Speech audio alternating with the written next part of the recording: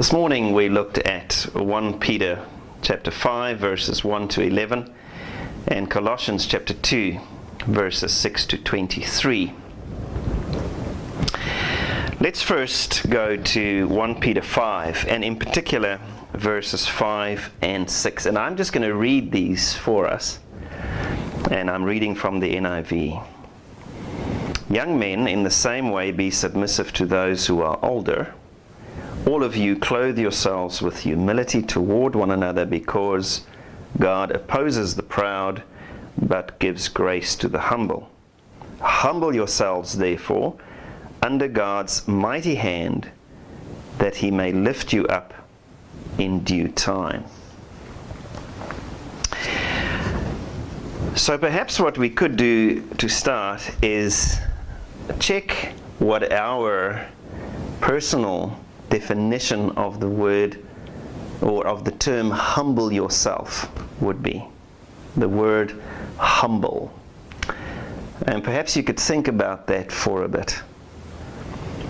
And I bet that what we'll come up with is probably one of the following: to submit, to make oneself of lesser importance, or to recede into the background, or to be lower than you are, to lower yourself. Now, those would be traditional ideas of this word humble. And this morning I want to take us to the original Greek word, which is tapenos. Tapenos is the word that appears there in 1 Peter 5 verse 6. Humble yourselves. And it might interest you to know that this word tapenos, the Greek word, its meaning is not as what we might think. Because tapenos means literally not to rise very far from the ground. So, not to rise. If we think about our traditional definition of the word humble that we looked at just now, did you notice that we all had this idea of downward motion? The motion is downward. The direction. So we are here and we lower ourselves. And yet, here in 1 Peter 5, verse 6, we have the word humble, and it means not to rise. So the direction is different. So we also then need to look at verse 6, the rest of verse 6, which is therefore, humble yourselves therefore, under God's mighty hand, that he may lift you up in due time, or at the proper time. We'll look at that a bit later. So there we have it.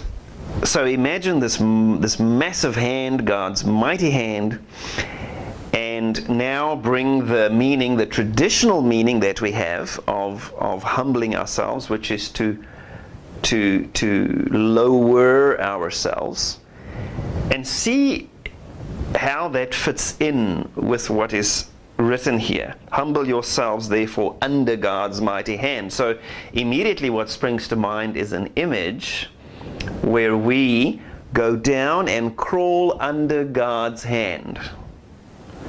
That's the idea that we have in our heads.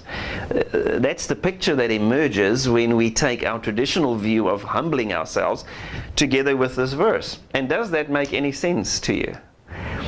Does it make sense that we are instructed to go and crawl under God's mighty hand?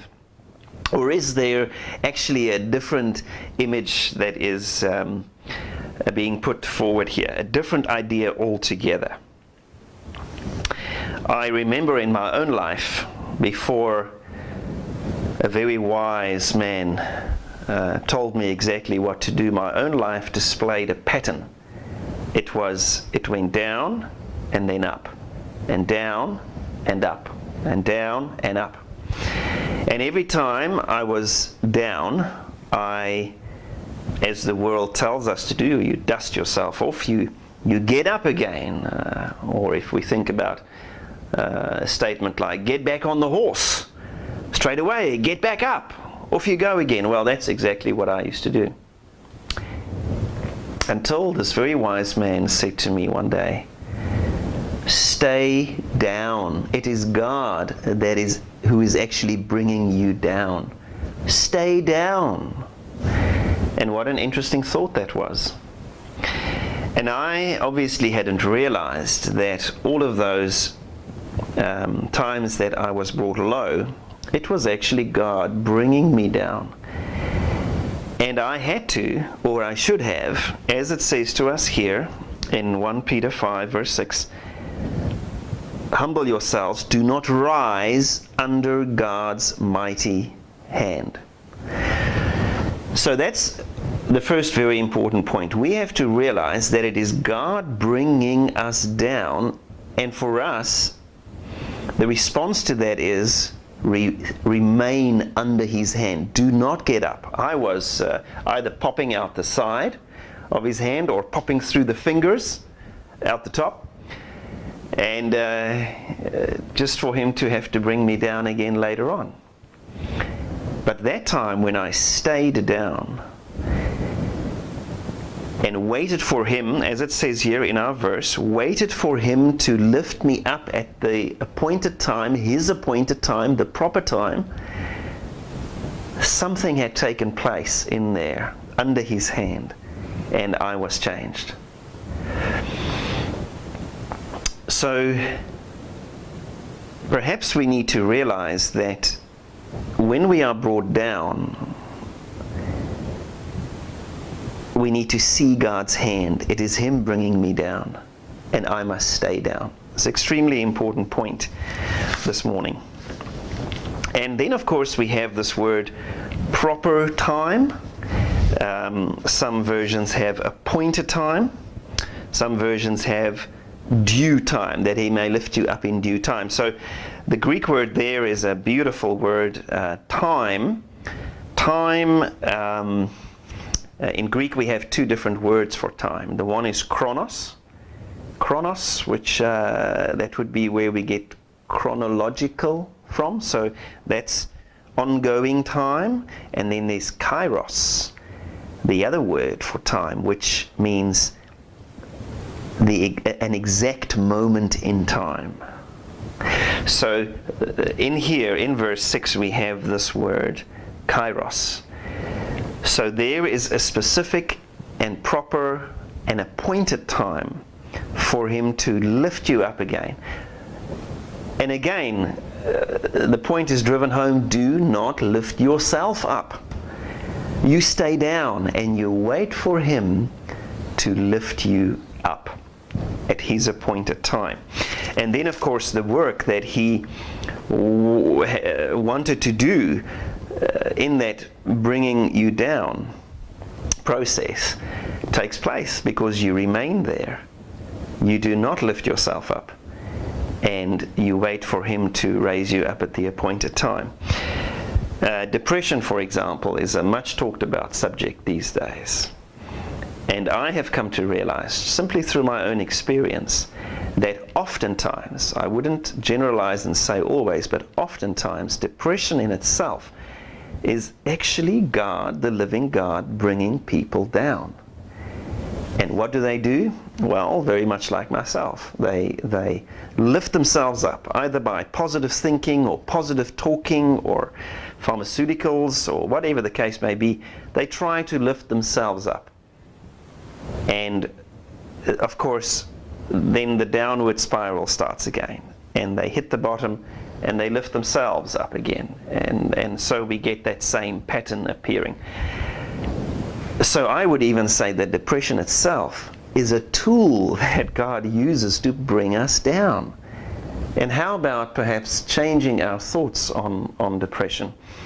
Not as something, I've even heard a strange comment that depression is a sin and you have to you have to repent of that sin. Well, I can't quite agree with that. I would say no, depression could very well be a wonderful tool in God's hand to bring you down. And then our response to that is, Lord, I will stay down under your mighty hand, not rise up, not lift myself up, but stay down for you to work on me there, and then wait for you to raise me up at the appointed time. Now, let's go to Colossians chapter 2, where we also had a reading, of course, this morning. And I want to go to two verses 18 and verse 23. So Colossians chapter 2, and there are some verses there. Let's go to 18 first of all. Now, you'll recall earlier when we looked at 1 Peter 5, we identified the Greek word for humble yourselves, tapenos. And here in Colossians chapter 2 we have the same word but with something added to it. And here is what it produces. Here is the word that it produces. So let's go to 18. And Paul is writing, "Do not let anyone who delights in false humility and the worship of angels disqualify you for the prize. Such a person goes into great detail about what he has seen, and his unspiritual mind puffs him up with idle notions." All right, so did you hear the term false humility there? Well, here in verse 18, and I'll show you in verse 23 as well, same word appears.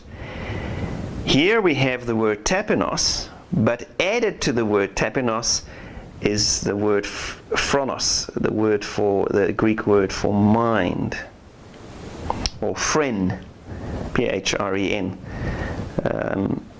mind. So look at the way it's translated, false humility. I know that in some versions, is it the New King James, they've translated beautifully. They've translated this word beautifully. They translated it with self-abasement. Self-abasement, which Paul calls false humility. So just keep that in mind, and then we'll connect it with what we looked at in 1 Peter chapter 5. So let's go to verse 23 of Colossians 2.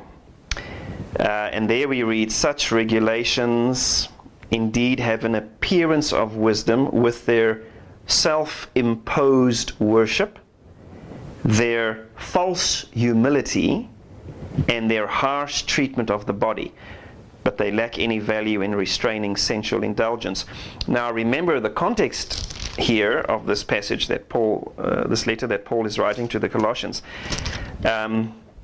Paul is writing about religion, really religious activity. And it's very interesting here how in this religious activity, this word false humility, or better translated self-abasement, in 18 and again in verse 23 comes in. And do you see that this word self-abasement would fit more with what we had in mind when we started this morning's message? I asked you to think of what your idea of humble yourself is. And that would pretty much fit the picture. We all said, oh, it's me going downward. Well, Paul would call that self-abasement or false humility. Now, this is interesting because we may well ask ourselves the question then, well, how does it work then? How do I humble myself? And the short answer is, you can't. You can't, because if you were to try, it becomes self-abasement or false humility, something that you are trying to achieve. You have to, in fact, let go of the idea. We have to let go of the idea that we can humble ourselves at all. All right, so then how do we get humbled? Well, God humbles us. He is the one who brings us down. We don't bring ourselves down. That's never going to work. And it only leads to, as Paul says, false humility. So, fine, where does that leave us? If God alone is the one who can cause us to be humble by bringing us down, the only thing that remains then is for us to ask Him. And that's all we can do. In answer to this instruction that we find in 1 Peter chapter 5. How do I humble myself? Well, I can't. I have to ask Him to bring me down, and then I can obey that instruction we find in 1 Peter, humble yourselves under God's mighty hand, which now you know means not to rise, but to remain under. But we can't do that ourselves, nor can we crawl in under His hand. That's a ridiculous notion. He brings us down. We remain under. We do not rise up. And so, anything else is self-imposed and has no value. Look at what Paul writes in Colossians. He also speaks about self-imposed worship, or in the King James it's translated beautifully with the term will worship. So false humility and this will worship, or self-imposed worship, is quite the opposite of the word in 1 Peter 5. And look what he says it produces. It produces nothing. Such regulations indeed have an appearance of wisdom with their self-imposed worship, their false humility, and their harsh treatment of the body, but they lack any value in restraining sensual indulgence. And it is true. It is what I found in my own life. Those times when God brought me down and I rose up, my own accord, my own effort, nothing happened. There was never any change. But when I remained under His hand and realized, Lord, this situation, this circumstance, it is You. You are bringing me down. Thank You for bringing me down. I will remain here under Your hand. So this morning, please, abandon, even today, all ideas that you may have of humbling yourself. It is not possible. Rather, let us ask the living God to bring us down, to humble us, and then remain under His hand for Him to do His mighty work under His hand there. Believe you me, He gives you space to breathe under there. He's not in the business of, and neither is it His intention to grind you to powder there. He gives you space to breathe, albeit a little bit of space. Stay there and see what miracle He does in you, in that place, and then eventually raises you up. And of course, that word exalt that we have there in 1 Peter 5 and verse 6, the word is actually beautiful. In the Greek, it's hyper, is connected to that word exalt, which means to exalt highly. It's not just to re-establish you to where you were before. That's the idea that comes across. Wait for Him to exalt you, to raise you up. And that is the challenge for all of us. And I really pray that even in your life right now, there might well be situations, you might be in a situation right now. Realize that it is Him, it is God's hand. Stay there, stay down. Let Him do His work in you. Amen.